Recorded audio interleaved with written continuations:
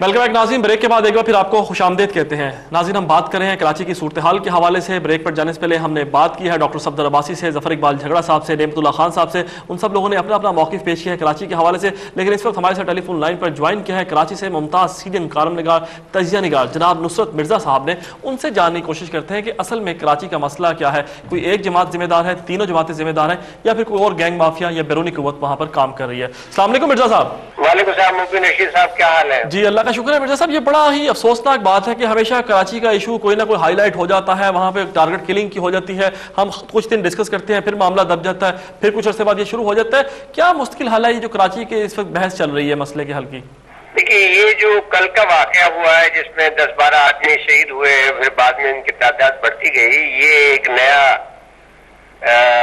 समझ लीजिए एलिमेंट शामिल हुआ है इस कराची के मामले में। जी इसकी एक जहत तो ये है कि ख्याल ये है कि लियारी या इससे मुतालिक जो, क्योंकि पिछले दिनों कुछ बलोचों को भी शहीद हो गए थे, तो एक तो गुमान ये है कि इसके ताने बाने कहीं और से मिलते हैं। ठीक। दूसरा इसमें शुबा ये भी हो रहा है कि एक जो नया ग्रुप, जो ख्याल ये है कि वो भी क्योंकि लियारी से उभर रहा है, लेकिन वो सरकारी ग्रुप है जी, वो एमक्यूएम को काउंटर करने के लिए एक उसका तरीकाकार हमेशा यही होता है कि एक जमाने में आप 30 सितंबर 1988 को हैदराबाद के अंदर इनडिस्क्रिमिनेट फायरिंग की गई और उसमें कोई 300 के करीब आदमी शहीद हुए थे बेगुनाह।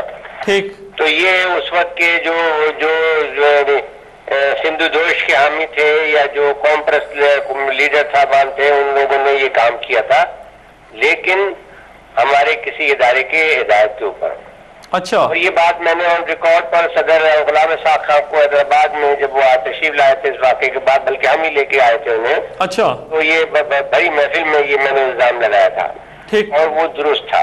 सही। अब जो सूरत हाल है इसमें मुझे दो शुबात हैं कराची के हालात में, जो कराची के अंदरूनी हिस्से में हो रहा है जी, वो तो ये लोकल मामला है जिसमें आप ये कह सकते हैं खुलकर अगर हम कहना चाहें तो कोई भर्ज नहीं है कि इसमें एमक्यूएम है, एएनपी है, सुन्नी तहरीक है, इसमें और जो दूसरी मजहबी तरीके हैं वो है। सही। देखिए, ये जो वाक़या हुआ है ये अपने स्टाइल का डिफरेंट तरीका है।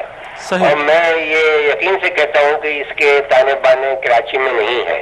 ठीक। ये कि बाहर से किसी दूसरे सूबे से आया है या ये फिर लोकली कोई एक हुकूमत जो है अपना ग्रुप डेवलप कर रही है, जिसने आशूरा के रोज भी जो गड़बड़ की थी वो भी किसी नए ग्रुप ने की थी। अच्छा, अब ये सूरत हाल ये है कि एमक्यूएम को काउंटर करने के लिए मुझे ख्याल ये है कि हुकूमत कोई एक ग्रुप को मुनज़्ज़म कर रही है और उसके जरिए से ये तरीका कार वजह और जैसे मैंने आपसे कहा कि उस वक्त हैदराबाद में हंगामा करके और कत्ल आम करके एक ग्रुप को मजबूत किया गया और उससे एमक्यूएम को भी फायदा पहुंचा कि लोग यानी जो महाजिर थे ये एमक्यूएम उर्दू स्पीकिंग लोग थे सब मुत्तहिद हो गए। सही। अब जो ये वाक़या हुआ है ये मुझे लगता है कि क्योंकि इसका एक तो शिप ब्रेकिंग से ताल्लुक है, जो शेरशाह है यहाँ पर, वो जो कबाड़ियाँ हैं वो अमूमी तौर पर शिप के और बहुत जो नायाब चीजें जो होती हैं, मिसाल के तौर पर आपकी गाड़ी टोयोटा है या कोई और गाड़ी है उसके पार्ट्स वहां मिल जाएंगे। एग्जैक्टली। तो ये एक बड़ी नॉवल मार्केट है जिसमें दुनिया भर का आपको सामान मिल जाता है।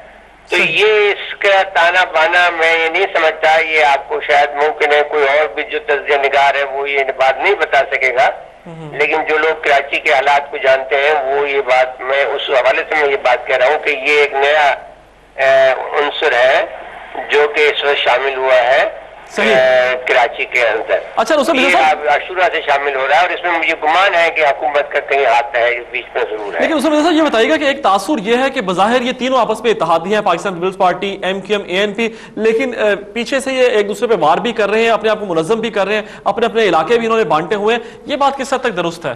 ये बिल्कुल दुरुस्त है। इसमें इलाके असल में बात ये है कि जहाँ का जो आप यहाँ का जो कराची का पठान था ये सबसे बड़ा आकर यहाँ पर लैंड ग्रैबिंग करता है और ये जो अब आते हैं बाहर से वो सबसे पहले पहाड़ियों तक पर भी कब्जा कर लेते हैं।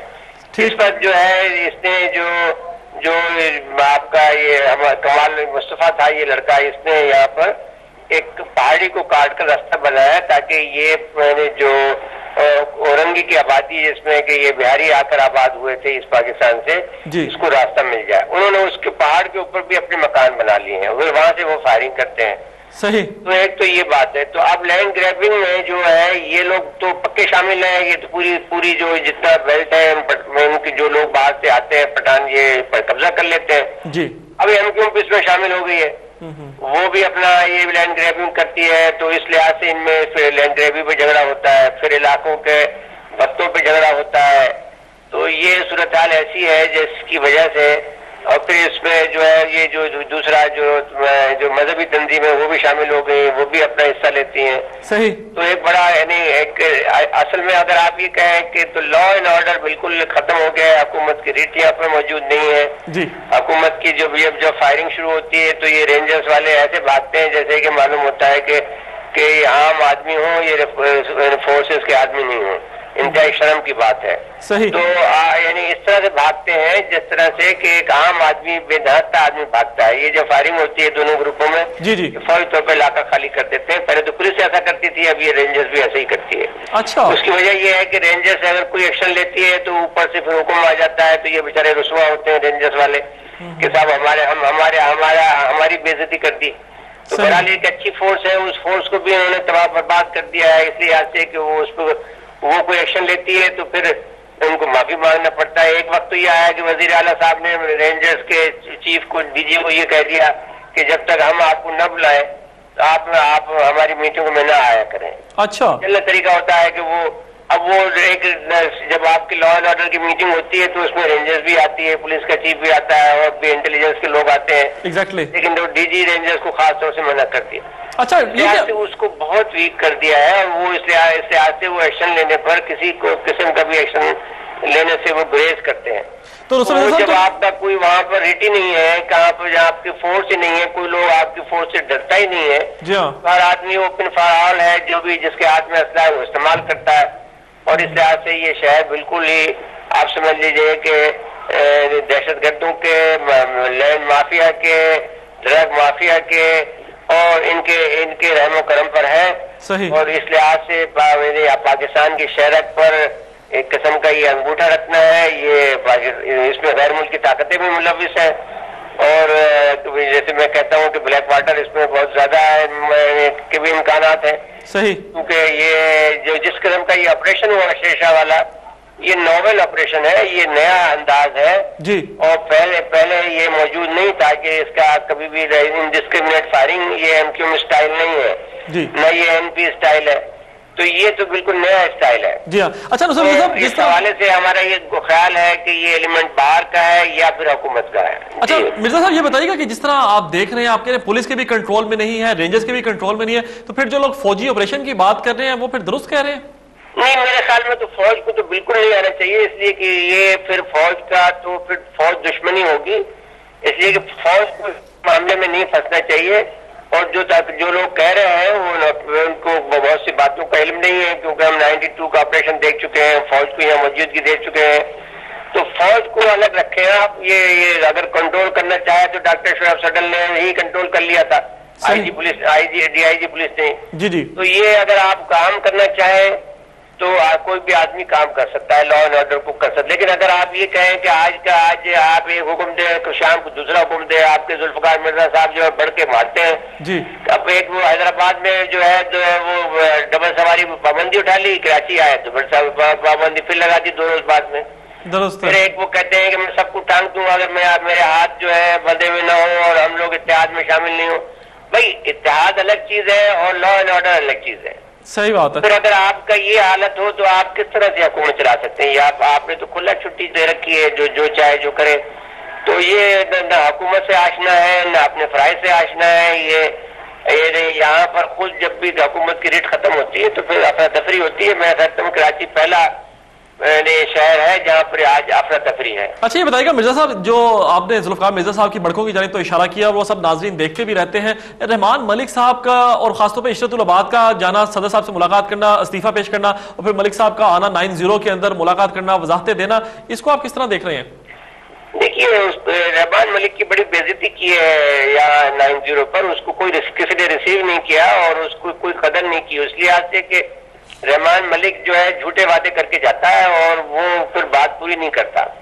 مثال کے طور پر میں ایک بات آپ سے کہتا ہوں، چاہے کوئی بھی آدمی یہ بات کرے، میں ایم کیو ایم کا کوئی آپ جانتے ہیں کہ میں نے بہت مخالفت ان کی ہے، لیکن اب یہ جو پہاڑی پر آپ نے مکان بنا لیے ہیں یہ آپ بالکل ہٹنے جانا چاہیے، صحیح ہے، اور اس میں یہ راستہ صاف ہونا چاہیے۔ یہ آپ راستے میں جاتے ہیں، بیچاری غریب عورتیں غریب مرد ہوتے ہیں، ان کو آپ مارتے ہیں، یہ غلط بات ہے، ایک بات۔ دوسری بات یہ ہے کہ جو ایم کیو ایم کو گڑبڑ کر رہی ہے اس کو بھی روکیں، اس کو کیوں کھلی چھٹی دی جا سکتی ہے؟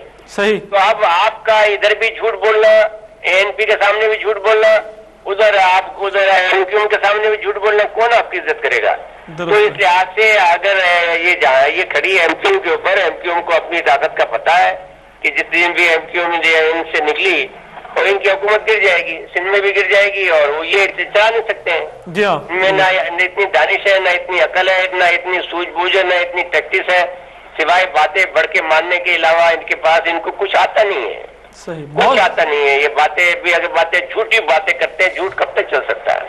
بہت شکریہ نصرت مرزا صاحب، انشاءاللہ آپ سے پھر رابطہ ہوگا۔ جی بہت شکریہ آپ کا۔ ناظرین، سینئر تجزیہ نگار کالم نگار جناب نصرت مرزا ہمارے ساتھ ٹیلی فون لائن پر گفتگو کر رہے تھے کراچی کی خوفناک صورتحال کے حوالے سے۔ وہ کہہ رہے تھے یہ ایک نیا ایلیمنٹ انڈکٹ ہوا ہے کراچی کی صورتحال کے اندر، جو شیر شاہ کا گزشتہ روز واقعہ پیش آیا ہے، جس انداز کے اندر یکے بعد دیگر لوگوں کو ہلاک کیا گیا ہے۔ کیونکہ ناظرین، جو کراچی میں لوگ رہتے ہیں اور جو نہیں بھی کراچی کے اندر رہتے، ان کو بھی اس بات کا معلوم ہے کہ شیر شاہ ایک بہت رشی ایریا ہے، یہاں پر اسپیئر پارٹس منگوائے جاتے ہیں، خاص طور پہ گاڑیوں کے اسپیئر پارٹس کی بہت بڑی مارکیٹ ہے۔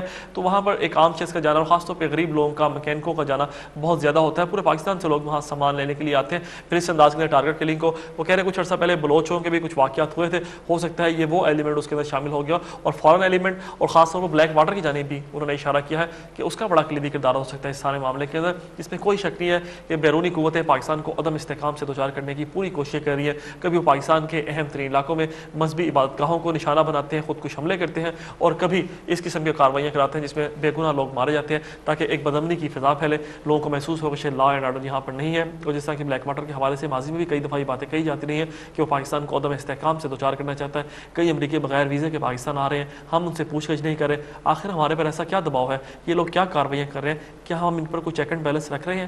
کراچی کے حالات کس طرح بہتر ہو سکتے ہیں؟ ہمارے تمام لوگوں نے اس بات سے اتفاق کیا ہے کہ فوجی آپریشن مسئلے کا حل نہیں ہے، اس سے مزید کشیدگی پیدا ہوگی۔ ضرورت اس بات کی کہ تینوں سیاسی جماعتیں جو اس کے اندر بڑا اہم پارٹنر بھی ہیں، اس پر حکومت کا حصہ بھی ہیں، وہ مل کر بیٹھیں، کراچی کے حوالے سے مسئلے کا حل تجویز دیں۔ صرف وعدے، دعوے اور اعلانات، بیانات پر غور نہ کیا جائے، بلکہ پریکٹیکلی کام کیا جائے۔